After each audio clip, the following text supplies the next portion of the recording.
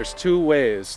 The first and the easiest way in the middle of July is take a shovel or a spade, get in there and dig some of those roots and carefully look for the white females, those white cysts. The other way, and maybe the more important way, is to soil sample at the end of the season and continually do that. So nematodes are animals like us, so they produce eggs, and there's male and female eggs, and the females will go through that cycle 3 different times. So you turn that life cycle, and each cyst, which is a female worm, has those eggs. You can go from having just a few to having 10,000 very quickly. I would say at 10,000 you're probably losing yield even on your better resistant varieties. 10,000 is very high.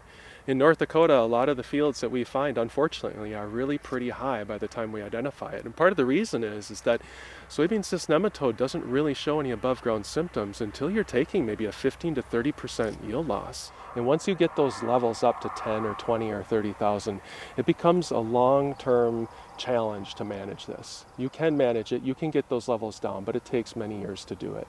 It's so much easier if you find it early before you have high levels and manage it right then.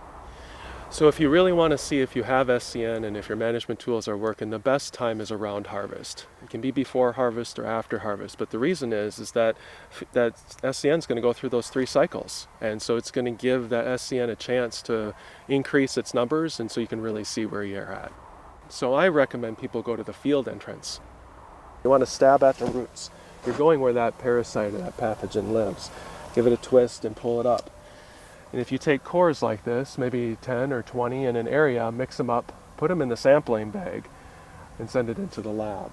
And so the sampling bags are all pre-labeled, they're pre-marked, but the North Dakota Soybean Council is going to cover all the lab fees associated with this. Growers get their data in the mail, and we estimate that over time, this program with the North Dakota Soybean Council is probably worth $10 to maybe $100 million for the growers. And this one is a complex problem, and what we really recommend first is to soil sample, figure out where you're at, figure out if the tools are working, get in the field. And the North Dakota Soybean Council supports a program to cover the lab fees for the growers that do that.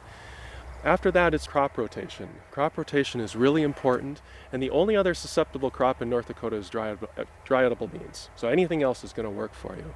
The genetic resistance is good, but you have to think about rotating that or rotating those varieties. And then in the last 5 years, there's been multiple seed treatments that have come out to try to help manage SCN. And so what you really want to do is look at your farm, see what fits, and use pretty much as many of those as you can to manage this.